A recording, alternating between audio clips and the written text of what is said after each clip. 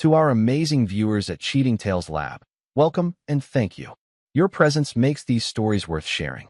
We'd love to hear, which part of the world are you joining us from? Let us know. Now, let's dive into today's story. Chapter 1, 25 Years of Nothing. Vince Montgomery adjusted his tie for the third time that evening, staring at his reflection in the office bathroom mirror. The fluorescent lights cast harsh shadows under his eyes, making him look older than his 52 years. Tonight was supposed to be special. 25 years with Hartwell Engineering, a quarter-century of designing bridges, highways, and infrastructure that would outlast him by generations. The conference room had been decorated with balloons and a banner reading, "Congratulations, Vince." His assistant, Betty, had organized everything, catered food, drinks, even a slideshow of his major projects. The invitation had gone out to everyone.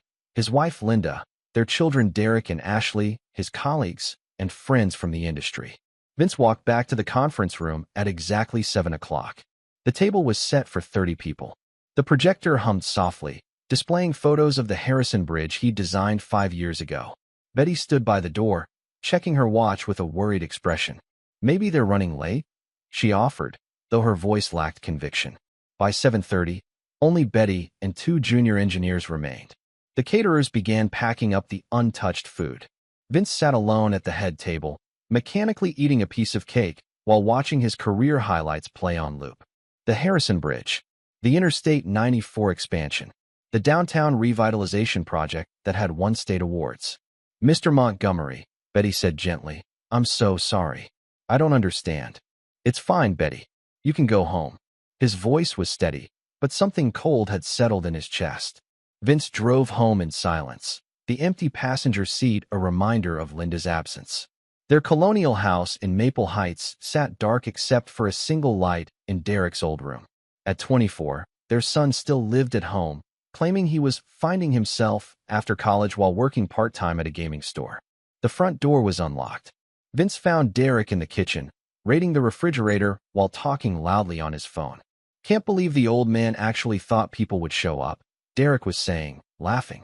"Like anyone gives a shit about his boring job." Vince stood frozen in the doorway. "Yeah, Mom's still at Rick's place. She said she'd rather get a root canal than sit through another one of Dad's engineering stories." Derek grabbed a beer, popping it open. "Honestly, we're all just waiting for him to kick the bucket so we can finally get something useful out of this family. Mom can move in with Rick, and I can sell this dump." The words hit Vince like physical blows. Derek continued, oblivious to his father's presence. "Ashley thinks we should put him in a home soon anyway. Dude's becoming a fossil." Derek's laughter was cruel, cutting. "Mom says Rick's already looking at condos for them. They're just waiting for the inheritance to clear." Vince backed away silently, his engineering mind already calculating, processing, planning. In his study, he powered up his computer and began making calls. First, his lawyer, then his financial advisor. By midnight, he had transferred most of his assets to a trust fund with very specific conditions. The house, the investment accounts, the life insurance, all of it restructured. The will was rewritten entirely. Derek and Ashley's college funds, which he'd been planning to expand, were redirected. Linda's access to their joint accounts was quietly severed. Vince Montgomery, who had spent 25 years building bridges, was now systematically burning them. He packed a single suitcase with essentials and left before dawn, taking only his truck and a small account Linda didn't know about. By sunrise, he was 3 states away, beginning a new life that none of them knew existed. Chapter 2, The Missing Person. Linda Montgomery stood in her kitchen 3 days later, screaming into her phone at Derek. "What do you mean he's gone? People don't just disappear." Derek lounged against the counter, a bowl of cereal in his hands. "Chill, Mom. He probably went on some midlife crisis road trip. He'll be back when he gets hungry." But Linda wasn't convinced. She'd returned from Rick's apartment that morning to find Vince's study cleaned out, his clothes missing, and his truck gone. More concerning was the message from their bank about account restructuring that she didn't understand. "This isn't like him," she muttered, pacing. "Vincent doesn't do impulsive things. He plans everything." Rick Hawthorne arrived an hour later, all concern and helpfulness. At 45, he was everything Vincent wasn't: spontaneous, charming, and wealthy from his family's real estate business. He'd been Linda's lover for 8 months, ever since they'd met at the country club. Maybe he found out about us, Rick suggested, wrapping his arms around Linda from behind. Impossible. Vincent's completely oblivious. He probably doesn't even remember what I look like anymore. But doubt crept into her voice. Derek's phone rang. Yeah, Ashley's here, he announced. Their daughter burst through the front door, her anxiety palpable. Ashley Montgomery had graduated from State University 6 months ago with a degree in marketing and dreams of opening her own agency. At 22, she shared her brother's sense of entitlement, but with more strategic thinking. I tried calling him 40 times, Ashley said, breathless. It goes straight to voicemail. Mom, what if something happened? What if he had an accident? He's fine, Derek said dismissively. Probably camping somewhere, crying about his pathetic retirement party. You knew about that? Linda snapped. Course I knew. You told me to skip it, remember? Said it would be boring as hell. Linda's face flushed. She had indeed told the children not to attend, claiming they had better things to do. Rick had suggested a romantic dinner instead, and she'd agreed readily. We need to call the police, Ashley insisted. And tell them what? That a grown man decided to take a vacation. Derek laughed, but Ashley was already dialing. Within hours, 2 officers arrived to take a missing person report. They asked standard questions: recent behavior changes, financial troubles, health issues, marital problems. He's been distant lately, Linda admitted carefully. Working long hours, stressed about retirement. The officers were thorough but not overly concerned. Middle-aged men having midlife crises was common. They'd put out a bolo for his truck and check hospitals, but beyond that, they'd wait. Unless there's evidence of foul play or he's considered endangered, we usually give adults time to surface on their own, Officer Rodriguez explained. After the police left, the family gathered in the living room. The silence was thick with unspoken tensions. What if he doesn't come back? Ashley asked quietly.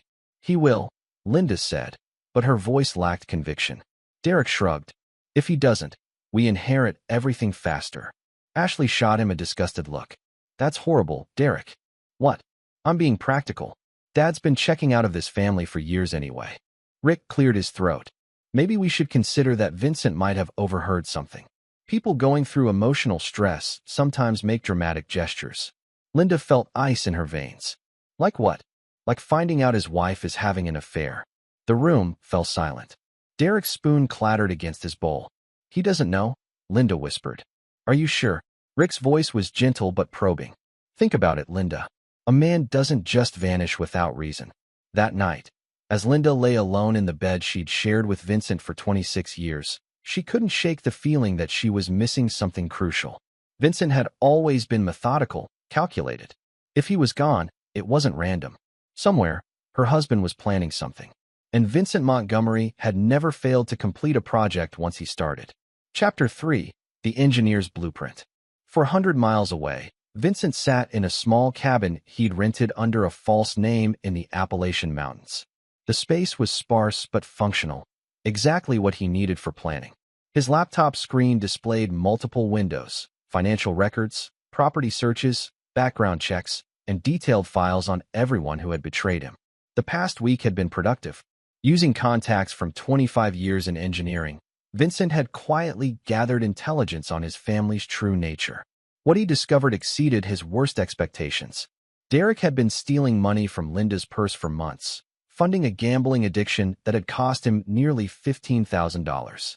Ashley had been applying for jobs using Vincent's professional references without permission, claiming to be his business partner in emails to potential employers. And Linda's affair with Rick went back further than 8 months. Much further. Vincent opened a folder marked Hawthorne Research. Rick's family owned Hawthorne Properties, a successful business built on 3 generations of hard work. But Rick himself was the weak link, a man who'd never earned anything, content to live off family money while seducing married women. Vincent had found evidence of at least 2 other affairs in the past 5 years. More interesting was Rick's financial situation. Despite appearances, he was hemorrhaging money. Bad investments, expensive tastes, and a cocaine habit had left him nearly broke. He needed Linda's money, specifically Vincent's money, to maintain his lifestyle. Vincent's phone buzzed with a text from his private investigator. A former colleague named Tony Russo who'd left engineering for more lucrative work. Got what you wanted. Linda and Rick have been planning your accident for months. Found recordings in Rick's apartment. You need to hear this. The audio files Tony sent were devastating. Linda and Rick discussing Vincent's life insurance, his pension, how to make his death look natural. They'd researched everything from staged car accidents to medication tampering. $2 million in life insurance, plus the house, plus his retirement fund. Linda's voice was cold, calculating. We just need to be patient. I'm tired of waiting, Rick replied. The man's healthy as a horse. Could live another 30 years. Not if he has an accident. Vincent's always working on dangerous projects. Construction sites, bridge inspections, accidents happen. Vincent sat back, his hands trembling slightly. Not from fear, but from rage so pure it was almost cleansing. They hadn't just betrayed him, they'd planned his murder. He opened a new document on his laptop and began typing. The title read, Project Reckoning, Final Blueprint. Vincent had spent his career building things that lasted. Now he would engineer something different. The complete destruction of everyone who had betrayed him. Not through violence. That was crude, inelegant. No, Vincent would use what he knew best, systematic planning, precise execution, and the patience to see a complex project through to completion. Phase 1 was already complete. He'd vanished, forcing them to show their true nature to the police and each other. The missing person report created a paper trail that would be useful later. Phase 2 involved financial pressure. Vincent had moved their assets carefully, legally, using trusts and offshore accounts his lawyer had set up years ago for tax purposes. Linda would soon discover she had no access to the family money. The house was mortgaged against accounts she couldn't touch. Rick would watch his lifestyle crumble as Linda became a liability instead of an asset. Phase 3 was more complex. Vincent had been developing it since receiving Tony's recordings. It involved psychological warfare, legal maneuvering, and a few highly illegal activities that would destroy them professionally and personally. But first, he needed to surface again. Let them find him. Let them think they were in control. Vincent had learned long ago that the best traps were the ones your enemies walked into willingly. He picked up a burner phone and dialed 911. I'd like to report that I'm safe, he said when the dispatcher answered. My name is Vincent Montgomery. I believe my family filed a missing person report. Within an hour, police would track the call to a gas station 50 miles from his actual location. They'd find Vincent's truck abandoned there, along with a note claiming he needed time to think and would return soon. The message would reach Linda by evening. She'd be relieved, then worried, then angry as she realized Vincent was coming back with knowledge and a plan. Vincent smiled as he deleted the files from his laptop and began packing. The foundation of his revenge was laid. Now it was time to start building. Chapter 4. The Return. The police call came at 8:47 p.m. Officer Rodriguez's voice was professionally neutral but tinged with relief.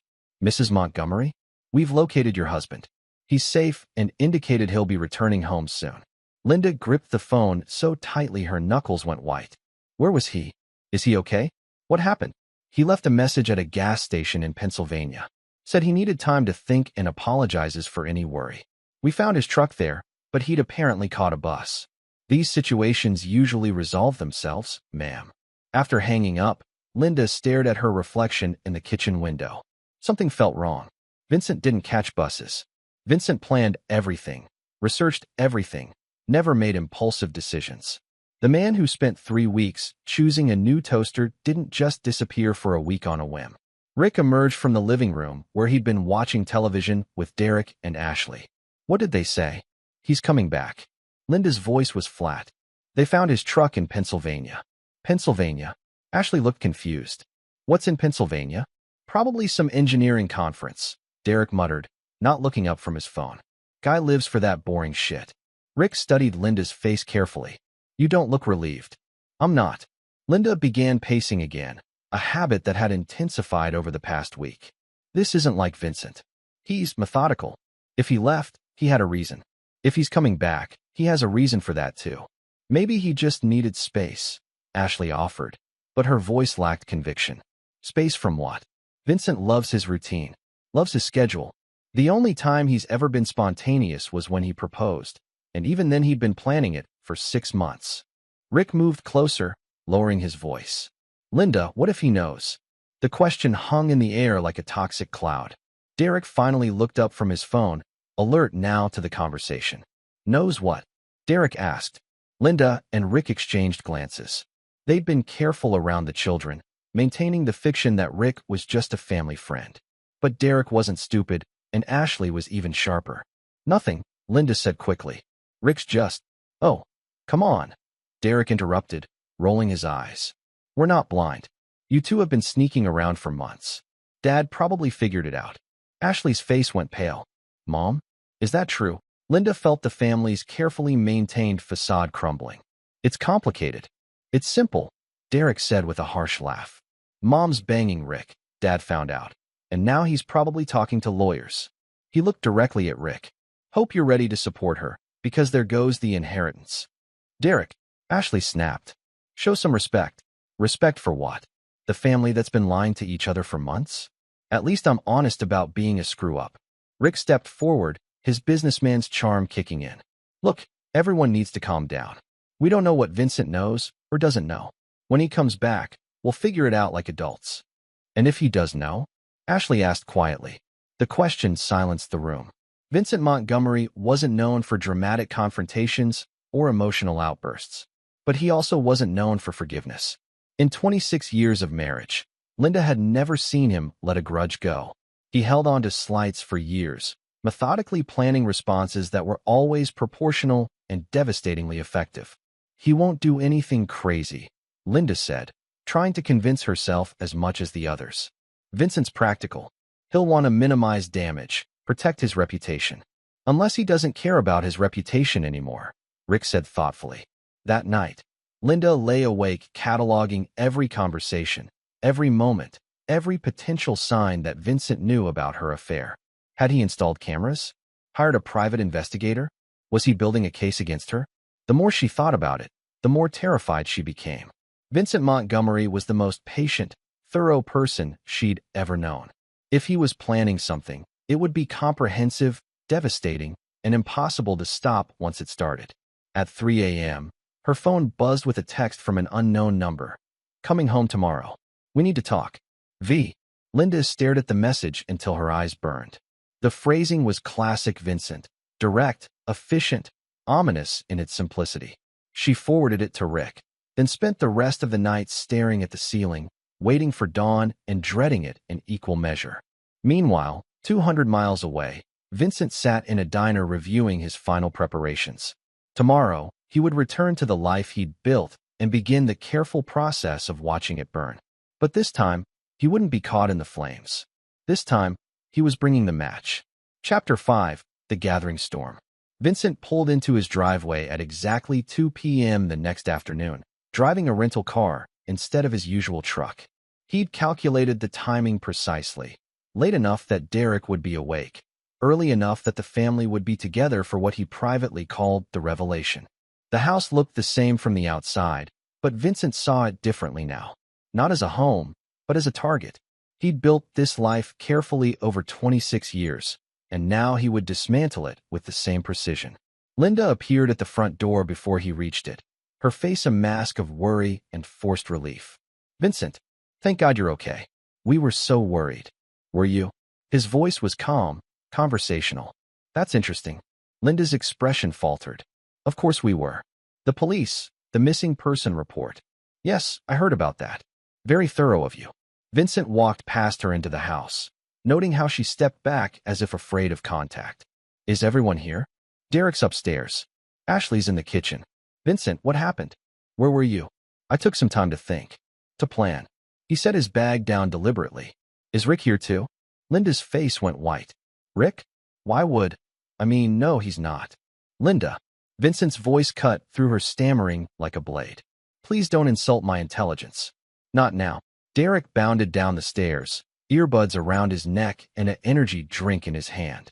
Dad. Dude. You can't just disappear like that. Mom was freaking out. His tone was casual, but Vincent caught the calculating look in his son's eyes. Ashley emerged from the kitchen, genuinely concerned.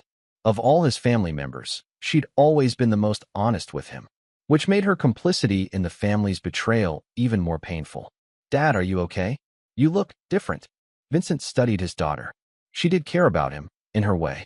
But caring hadn't stopped her from using his name and reputation for her own benefit. Hadn't stopped her from waiting for his inheritance like the others. I'm fine, Ashley. Better than I've been in years, actually. He looked around the living room. His living room, paid for with his salary, filled with furniture he'd chosen. I think we should all sit down. Have a family meeting. A family meeting? Derek laughed. What are we, 12? Sit down, Derek. Something in Vincent's tone made Derek comply immediately. Ashley took her usual spot on the sofa. Linda remained standing, as if ready to run. I said sit down. Linda perched on the edge of a chair, her hands trembling slightly. Vincent remained standing, looking down at them like an engineer surveying a job site. I've had an enlightening week. Learned quite a lot about my family. About what you really think of me. Dad, Ashley started. Please don't interrupt. Vincent's voice remained calm, but there was steel underneath. I heard Derek's phone conversation the night of my retirement party. The one where he explained how everyone was waiting for me to die, so you could inherit something useful. Derek's face flushed red. Dad, you were just telling the truth. For once. Vincent turned to Linda. And you, dear. All those evenings you were visiting friends or at book club. Very creative scheduling. Linda's mouth opened and closed like a fish. Vincent, I can explain. I'm sure you can. You've always been good with explanations. Stories. Fiction. Vincent pulled out his phone and scrolled to an audio file. But I prefer facts. He pressed play. Rick's voice filled the room, crystal clear, $2 million in life insurance, plus the house, plus his retirement fund. We just need to be patient. Then Linda's voice. I'm tired of waiting. The man's healthy as a horse. Could live another 30 years. Ashley gasped. Derek's energy drink slipped from his fingers, clattering to the floor. Not if he has an accident. Linda's recorded voice continued. Vincent's always working on dangerous projects. Construction sites, bridge inspections, accidents happen. Vincent stopped the recording. The silence in the room was deafening. That's not. Linda stammered. It's exactly what it sounds like, Vincent said pleasantly. My wife and her lover planning my murder for insurance money. Very efficiently planned, actually. I'm almost impressed. Ashley was crying now, silent tears streaming down her face. Mom, how could you? Derek had gone completely pale. For the first time in years, he looked genuinely afraid. The recording is fake, Linda said desperately. Someone's trying to frame us. This is crazy, Vincent. You're having some kind of breakdown. Linda. Vincent's voice was gentle now, almost kind. Stop. She stopped. I know about the cocaine in Rick's apartment. I know about your joint bank account at First National. I know about the condo you've been looking at in Riverside. I know about Derek's gambling debts and Ashley's unauthorized use of my professional references. Vincent smiled, and it was terrifying. I know everything. He pulled out a manila folder and set it on the coffee table. These are copies of everything I've discovered. Financial records, photographs, communications, witness statements. 26 years of marriage, and you've been planning to kill me for money. Linda lunged for the folder, but Vincent caught her wrist with surprising strength. I wouldn't, he said softly. Those are copies. The originals are in a very safe place. Derek finally found his voice. What do you want? Vincent released Linda's wrist and straightened his shirt. Want? I want nothing from any of you. You've made it clear what this family is worth. He looked at each of them in turn. But I'm going to give you something anyway. A gift. What kind of gift? Ashley whispered. Vincent's smile was cold as winter steel. The chance to see what happens when someone betrays me. Consider it a learning experience. He walked toward the door, then paused. Oh, and Linda? You might want to check your bank accounts. And Derek? Your bookie called. He seemed upset about something. Vincent left them sitting in the ruins of their lies, knowing that the real destruction hadn't even begun yet. Outside, he climbed into his rental car and drove away from the house for the second time in a week.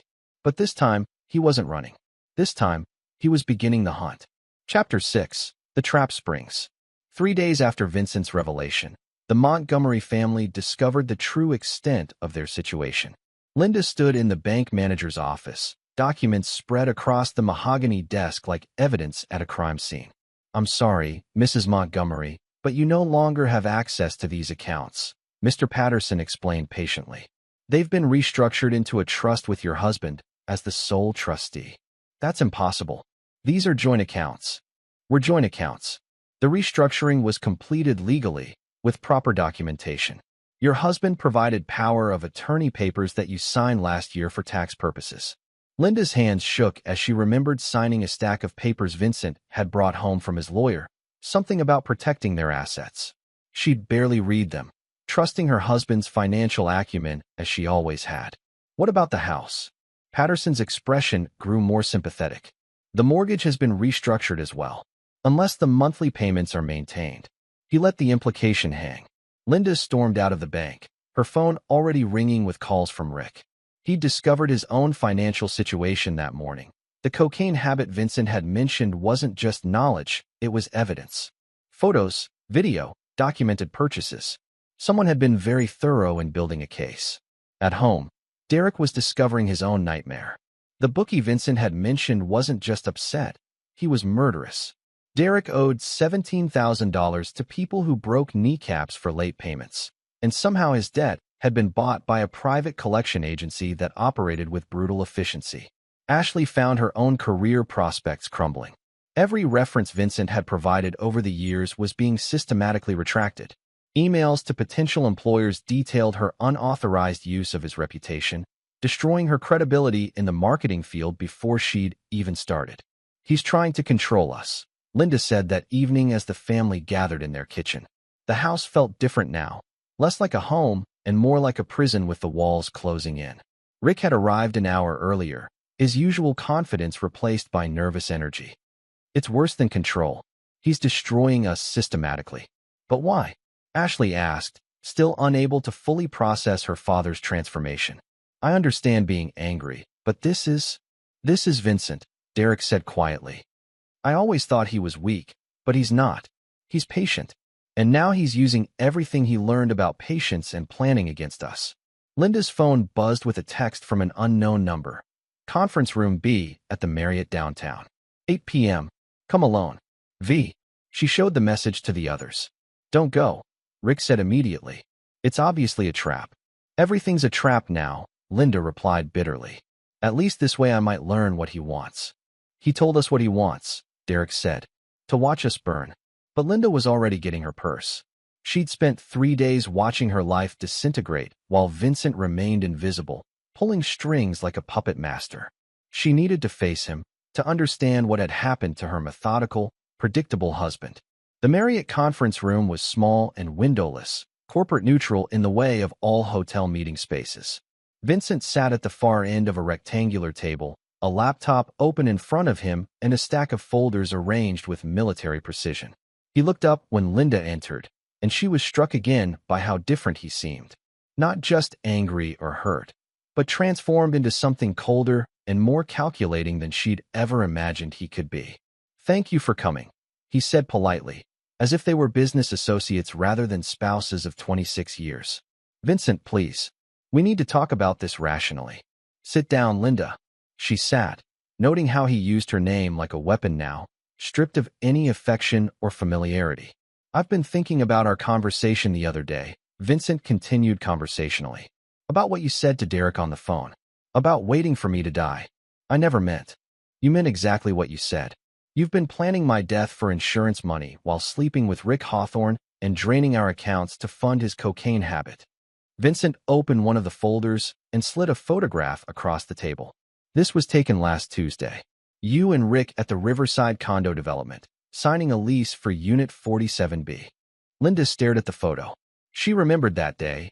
They'd been planning their future together, imagining life after Vincent's accident. "You're going to withdraw from that lease," Vincent said matter-of-factly. "You're going to end your relationship with Rick, and you're going to sign these documents." He pushed a thick stack of papers toward her. "What are they?" "Divorce papers. Very generous divorce papers, considering the circumstances. You keep the house if you can make the payments. You get half of one savings account, enough to live modestly if you're careful. Derek's debts disappear. Ashley's references are restored." Linda felt a flicker of hope. "And if I don't sign?" Vincent's smile was genuinely warm, which somehow made it more terrifying. "Then I release everything to the police, the media, and your respective employers. Rick goes to prison for cocaine possession and conspiracy to commit murder. Derek's bookie gets his current address and payment schedule. Ashley's unauthorized use of my professional credentials becomes a matter of public record. You can't prove conspiracy to commit murder from a private conversation. Perhaps not. But I can prove intent, opportunity, and financial motive. Combined with Rick's drug habit and history of financial problems, it builds a compelling case. Even if you avoid prison, the scandal destroys any chance either of you has at a normal life. Linda read through the divorce papers with growing despair. Vincent had been thorough. She would survive, but barely. No alimony, limited asset division, and strict conditions about contact with the children. Why are you doing this? We could work it out. Go to counseling. Vincent's laugh was sharp and bitter. Work it out? Linda, you planned to murder me. You spent months discussing the best way to make it look accidental. There's no counseling for that. People make mistakes when they're unhappy. Stop. Vincent's voice cut through her excuses like a blade. Don't diminish what you did by calling it a mistake. You made a calculated decision to end my life for money. The only mistake was getting caught. Linda signed the papers with trembling hands, her signature looking shaky and desperate on the official documents. What happens now? She asked when she finished. Vincent gathered the papers and slid them into his briefcase. Now you live with the consequences of your choices. The house payment is due in 2 weeks. Derek's new payment plan starts Monday. Ashley's job interviews are next week. I've provided new, accurate references. He stood and straightened his tie, looking every inch the successful engineer she'd married 26 years ago. Vincent, she called as he reached the door. Do you hate me? He paused without turning around. No, Linda. Hate would require me to still care about you. What I feel is much worse than hate. What? Indifference. Vincent left her sitting alone in the conference room, surrounded by the wreckage of their marriage and the systematic destruction of everything she'd planned for her future. Outside, he climbed into his rental car and checked his phone. Tomorrow, he would begin the final phase of his plan. Tonight, he would celebrate the successful completion of another complex engineering project. Some bridges, he reflected, were meant to be burned. Chapter 7. The Inheritance Revealed. 6 months later, Vincent stood in the cemetery where his father was buried, reading the inscription on the weathered granite headstone. Thomas Montgomery, engineer, father, builder of lasting things. The irony wasn't lost on him that he was about to complete the most lasting thing he'd ever built. Not a bridge or a building, but a legacy of consequences that would span generations. His phone buzzed with a text from his lawyer. Everything's ready. The will reading is scheduled for tomorrow. Vincent smiled grimly. Tomorrow would be the day his family learned the final truth about their situation. Not just that they'd lost access to his money, but that there never was any money to lose. Not in the way they'd imagined. The past 6 months had been illuminating. Linda had managed to keep the house by taking a job as a receptionist and moving Derek's gambling debts to a legitimate payment plan Vincent had arranged. Rick had fled to Florida after Vincent's evidence reached his family's law firm, effectively ending the affair and destroying Rick's prospects in the family business. Ashley had found work at a small marketing firm, humbled but learning to rebuild her career honestly. Derek, however, had been the most interesting case study. Cut off from family money and faced with real consequences, he'd initially spiraled deeper into gambling and self-pity. But when the collectors Vincent had hired started making regular visits, Derek had found motivation he'd never possessed before. He'd taken a job at a construction company, hard labor that left him too exhausted for gambling. For the first time in his adult life, Derek was earning his own money and paying his own bills. Vincent had observed all of this from a distance, like an engineer monitoring a stress test on a bridge. Each family member had been forced to discover who they really were when the safety net was removed. The results had been educational. Now it was time for the final phase of his plan. The law office of Henderson, Bradley and Associates was elegant in the way expensive lawyers preferred. Dark wood, leather chairs, and an air of respectability that money could buy. Linda arrived first, wearing the kind of modest dress she'd never owned during their marriage. Derek followed, looking uncomfortable in an ill-fitting suit he'd clearly borrowed. Ashley came last, checking her phone and glancing around nervously. Vincent was already seated when they arrived, having spent the morning with Mr. Henderson reviewing the final details. He nodded politely to his family as they took seats across from him, the conference table serving as a barrier between his new life and the wreckage of his old one. Thank you all for coming. Mr. Henderson began, adjusting his glasses. We're here to discuss the estate of Vincent Montgomery. Linda looked confused. Estate? Vincent isn't dead. No, Henderson agreed. But Mr. Montgomery has executed what's called a living will distribution. He's chosen to distribute his assets while alive to ensure his wishes are carried out precisely. Derek perked up for the first time in months. Despite everything that had happened, the prospect of inheritance still motivated him. Henderson opened a thick folder. The estate consists of several components. First, the primary residence at 847 Maple Heights Drive. That goes to Mom, right? Ashley asked hopefully. Actually, the house has been sold. The proceeds were used to establish the Montgomery Family Trust, administered by Mr. Vincent Montgomery as sole trustee. Linda's face went pale. Sold? When was it sold? Last month, Vincent said quietly. I gave you all 30 days' notice, as required by law. The papers were served to each of you individually. Derek's confusion was evident. But we've been living there. You've been renting, Henderson explained. The new owners have been very understanding about the transition period, but that arrangement ends next week. Ashley was reading through her copy of the documents. Dad, what is this? Where are we supposed to go? Vincent stood and walked to the window, looking out at the city he'd helped build through decades of infrastructure projects. That depends entirely on you. Henderson continued reading from the will. The Montgomery Family Trust contains approximately $2.3 million in assets, including real estate proceeds, investment accounts, and life insurance benefits that Mr. Montgomery cashed in early. The room fell silent. Even with everything that had happened, the number was larger than any of them had expected. However, Henderson continued, access to these funds is conditional. Conditional on what? Derek demanded. Vincent turned back to face them. On whether you've learned anything from the past 6 months. He moved back to the table and opened his own folder. The trust is structured as a merit-based system. Each of you can earn access to portions of the money by meeting specific criteria over a 5-year period. What kind of criteria? Linda asked suspiciously. For Derek, maintain steady employment for 2 consecutive years, complete a certified addiction recovery program, and make full restitution to every person he's harmed through gambling debts. Upon completion, he receives $100,000 in eligibility for education funding.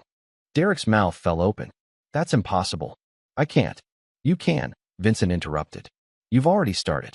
The construction job is a good beginning. For Ashley, build a legitimate career without using family connections or misrepresenting her background. Demonstrate integrity in all professional dealings for 3 consecutive years. Upon completion, she receives $150,000 in business startup funding. Ashley was crying quietly. Dad, I'm trying. I really am. I know. Your new employer speaks very highly of your work ethic. Vincent turned to Linda. For Linda, maintain financial independence without assistance from romantic partners or family members. Complete community service equivalent to the value of assets she attempted to steal through fraud. Upon completion, she receives $75,000 in healthcare coverage. And if we don't meet your conditions? Linda asked bitterly. Then the money goes to various charities I've selected. Primarily organizations that help families destroyed by gambling, adultery, and financial fraud. Henderson closed the folder. The trust also contains provisions for housing assistance, medical emergencies, and education expenses, but only for family members actively participating in the rehabilitation program Mr. Montgomery has outlined. Derek was staring at the table, processing the implications. So we get money if we become the people you wanted us to be. No, Vincent said firmly. You get money if you become the people you should have been all along. The people you chose not to be when you thought there would be no consequences. Ashley looked up through her tears. What about you, Dad? What do you get out of this? Vincent gathered his papers and stood. I get to watch my family either destroy itself completely or rebuild into something worth preserving. Either outcome tells me what I need to know. And then what? Linda asked. After 5 years, what happens to us? Vincent paused at the door. That depends entirely on who you choose to become. The money was never the real inheritance. The real inheritance is whether you learn to value something other than money. He left them sitting in the lawyer's office, faced with a choice that would define the rest of their lives. Outside, Vincent climbed into his car, no longer a rental, but a modest sedan he'd purchased with cash from his new consulting business. 26 years of marriage, 25 years at Hartwell Engineering, and 52 years of life had taught him one fundamental truth. The strongest structures weren't built on foundations of sand. They were built on bedrock, solid, uncompromising, and able to withstand any storm. His family would either find their bedrock or crumble completely. Either way, Vincent Montgomery had finally built something that would last. Chapter 8. The Price of Truth. 1 year after the will reading, Vincent received 3 very different phone calls that revealed how his family was responding to their imposed rehabilitation. The first call came from Derek's supervisor at Brennan Construction. "Mr. Montgomery? This is Mike Brennan. I wanted you to know your son was promoted to crew leader today. Kid's been busting his ass for 8 months straight, never missed a day. Thought you should hear it from me." Vincent thanked Brennan and made a note in Derek's file. His son was making genuine progress. The gambling addiction program was working, and the steady income had given Derek his first taste of genuine self-respect. It was painful to watch sometimes, seeing his son struggle with basic adult responsibilities most people learned at 18. But Derek was learning. The second call came from Ashley's employer at Meridian Marketing. "Mr. Montgomery, I wanted to update you on Ashley's progress. She's exceeded all our expectations. Landed 3 major accounts this quarter using nothing but honest work and creative thinking. I know you asked us not to give her special treatment because of your references, but she's earning recognition on her own merit now." Ashley had been the quickest to adapt, perhaps because she'd always had the most integrity of his children. Losing the family safety net had forced her to develop real skills instead of relying on connections. She was becoming the professional she'd always had the potential to be. The third call was the most difficult. "Vincent, it's Linda." Her voice was tired, older somehow. "I wanted you to know I finished the community service requirement. 18 months of working at the women's shelter. I thought you should hear it from me." Vincent had monitored her progress through the shelter's director, who spoke highly of Linda's dedication to helping women escape abusive relationships. The irony wasn't lost on either of them. Linda was counseling women who'd been betrayed by the people they trusted most. "How are you doing, Linda?" "I'm different. The work at the shelter, seeing what real problems look like. It's changed my perspective." Her voice cracked slightly. "I need to tell you something." Vincent waited. "I found Rick." Vincent's blood went cold. "Where?" "Florida. He's been calling me for months, asking for money, begging me to run away with him. He's desperate, Vincent. The drug habit got worse after he lost everything." "What did you tell him?" "I told him the truth. That I destroyed our family for a man who was never worth destroying anything for. That I'm not the same person who planned to kill my husband for insurance money." Linda's voice was steady now, resigned. "He didn't take it well. Linda, he threatened to come back. Said he'd tell everyone the divorce was fake, that you coerced me into signing papers. He's desperate enough to try anything." Vincent closed his eyes. He'd been so focused on rebuilding his family that he'd underestimated the external threat Rick still posed. A desperate addict with nothing left to lose was dangerous in ways that even Vincent's methodical planning couldn't fully account for. "Where are you now?" "At work." "The shelter." "Vincent, I'm scared. Not for me, but for Derek and Ashley. Rick knows where they live, knows their routines." Vincent was already moving, grabbing his keys and the secure phone he used for serious business. "Stay at the shelter tonight. Call Derek and Ashley. Tell them to vary their routines. I'll handle Rick." "How?" "The same way I handled everything else. Thoroughly." Vincent's private investigator, Tony Russo, met him at a diner in downtown 30 minutes later. Tony had been monitoring Rick's activities in Florida as a precaution, and the news wasn't encouraging. "Guy's completely off the rails," Tony reported over coffee. "Lost his apartment 2 months ago, been sleeping in his car. The family cut him off completely after your evidence package reached them. He's desperate, unpredictable, and high most of the time." "How dangerous?" "Dangerous enough. He's been asking questions about your family's addresses, work schedules. Even tried to hire someone to deliver a message to Linda. My contact in Florida PD says he's on their radar, but they can't arrest him for being a desperate ex-boyfriend." Vincent studied the surveillance photos Tony had provided. Rick looked like a different person, gaunt, hollow-eyed, consumed by addiction and rage. This wasn't the charming businessman who'd seduced Linda. This was something feral and broken. Options. Legal options are limited. He hasn't actually threatened anyone directly, and stalking laws are hard to enforce across state lines. Tony leaned forward. Illegal options are more effective. Vincent considered this carefully. Everything he'd done to his family had been legal, if ruthless. But Rick represented a threat to the people Vincent was trying to rebuild, and sometimes engineering required demolition before construction could begin. Tell me about the illegal options. Tony smiled grimly. Rick's carrying drugs across state lines to support his habit. Interstate trafficking is a federal crime. If someone were to tip off the DEA about his travel patterns, complete with evidence of drug purchases and transportation, how long would he serve? With his quantity and the interstate element? 7 to 10 years minimum. Maybe more if we can prove he was planning to distribute. Vincent nodded slowly. Make the call. You sure?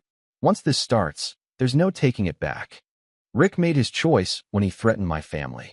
I'm just ensuring he faces the consequences. 2 days later, Rick Hawthorne was arrested at a traffic stop in Georgia with enough cocaine in his car to guarantee a federal conviction. The evidence package that reached the DEA was thorough, documented, and devastating.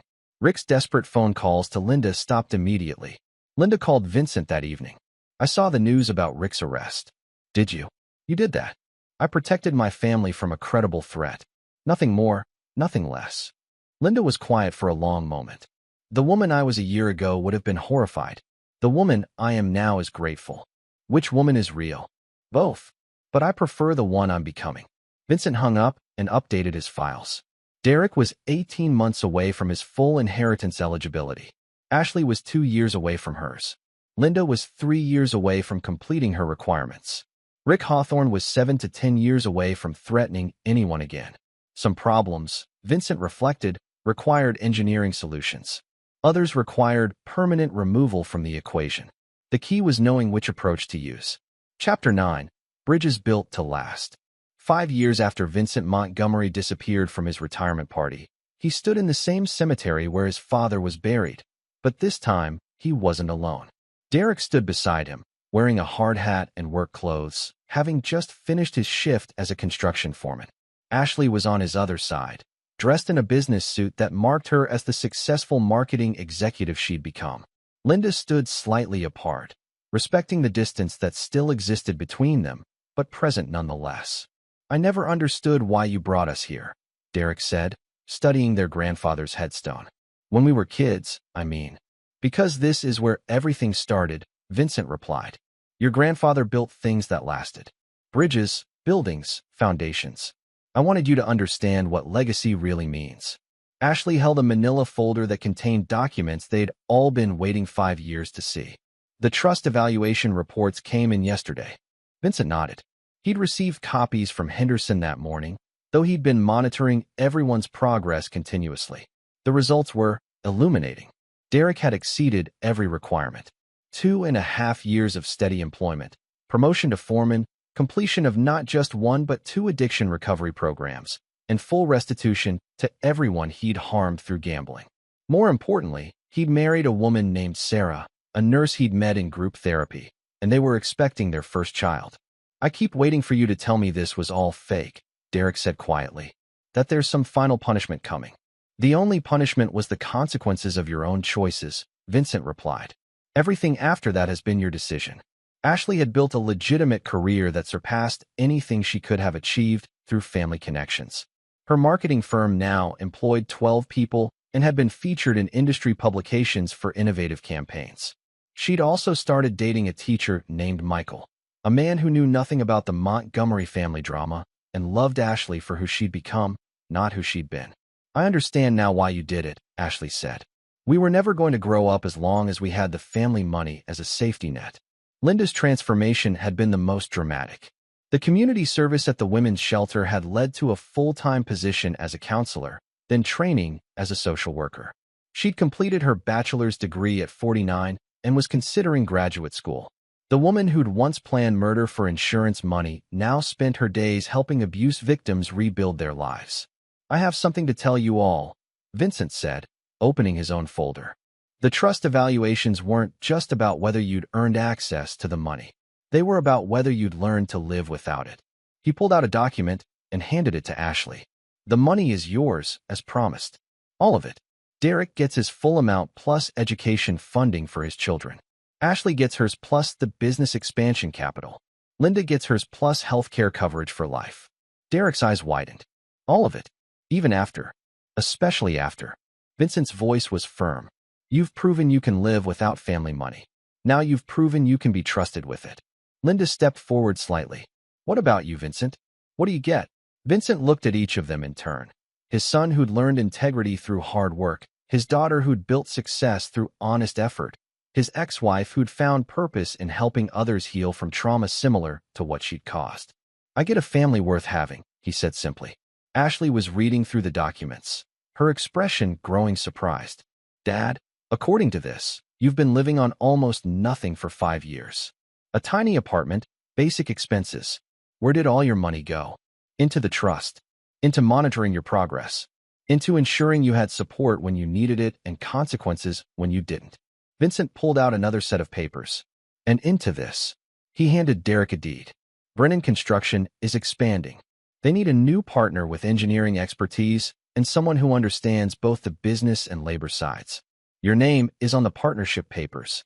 Derek stared at the documents, his hands shaking slightly. Dad, I can't accept this. After everything I did. You can accept it because of everything you did after. Because you chose to change when change was hard. Ashley received her own surprise. Investment capital for a marketing firm expansion that would make her one of the youngest agency owners in the state. But more than that, she received something she'd never expected. A letter of recommendation from Vincent for the nonprofit board she'd been hoping to join. Linda's package was different. Instead of money, she received something more valuable. Legal documentation clearing her record of any association with the conspiracy charges that had destroyed Rick's life. Vincent had spent 2 years ensuring that Linda's transformation was legally protected, that her work at the shelter and her genuine rehabilitation were officially recognized. I don't understand, Linda said, tears streaming down her face. Why would you protect me after what I did? Because you became someone worth protecting. The woman who planned my murder is gone. The woman standing here now is someone I can respect, even if I can't love her the way I once did. Derek was studying his partnership papers with the intensity he'd once reserved for video games. Dad, why didn't you just forgive us? Take us back? Why the whole 5-year test? Vincent considered the question carefully. Because forgiveness without consequences isn't forgiveness, it's enabling. Real change requires real stakes. If I'd just given you money and lectures, you'd have learned nothing except that betrayal has no lasting cost. Ashley looked around the cemetery, understanding dawning in her eyes. This was never about money at all, was it? No. It was about whether the Montgomery family could be rebuilt on a foundation strong enough to last. Vincent touched his father's headstone gently. Your grandfather taught me that the strongest structures are the ones that can survive the worst possible stress tests. And did we? Derek asked. Survive the stress test? Vincent looked at his son, no longer the entitled boy who'd laughed about his father's death, but a man who'd earned his place in the world through honest work and genuine change. He looked at Ashley, who'd transformed from someone who used family connections into someone who built her own success. He looked at Linda, who'd found redemption through service to others. Yes, he said finally. You survived. More than that, you became people worth surviving for. As they walked away from the cemetery together, not as the broken family they'd been, but as individuals who'd learned to value something more than money, Vincent felt a satisfaction deeper than any engineering project had ever provided. He'd spent 25 years building bridges and roads that would outlast him. But his greatest engineering achievement was walking beside him now. A family rebuilt from the ground up, tested under maximum stress, and designed to last for generations. Some bridges, Vincent reflected, were worth burning to build better ones. The Montgomery family legacy would endure, not because of money, but because they'd finally learned what was truly worth inheriting. Epilogue. 10 years later. Vincent Montgomery sat in his office at Montgomery & Associates, the engineering consulting firm he'd built after leaving Hartwell. Through his window, he could see the Davidson Bridge, his latest project and perhaps his finest work. But the real masterpiece was the framed photo on his desk.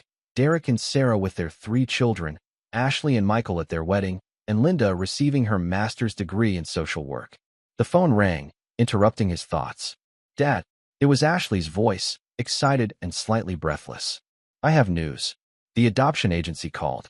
Michael and I are approved. We're going to be parents. Vincent smiled, remembering another phone call from years ago, Derek's cruel laughter about waiting for inheritance. Now his children called to share joy, not to mock him behind his back.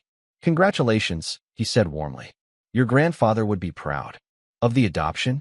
Of the family we've all become. After hanging up, Vincent returned to his blueprints. He was designing a children's hospital, a project that would benefit from the donation Derek's construction company was providing and the marketing campaign Ashley's firm was running pro bono. Even Linda was involved, consulting on trauma-informed design for the pediatric wing. The Montgomery family had learned to build things that lasted. Not just wealth or success, but character, integrity, and the kind of love that survived any stress test. Vincent Montgomery had finally created his masterpiece, a family worth inheriting. This is where our story comes to an end. Share your thoughts in the comments section. Thanks for your time. If you enjoy this story, please subscribe to this channel. Click on the video you see on the screen, and I will see you there.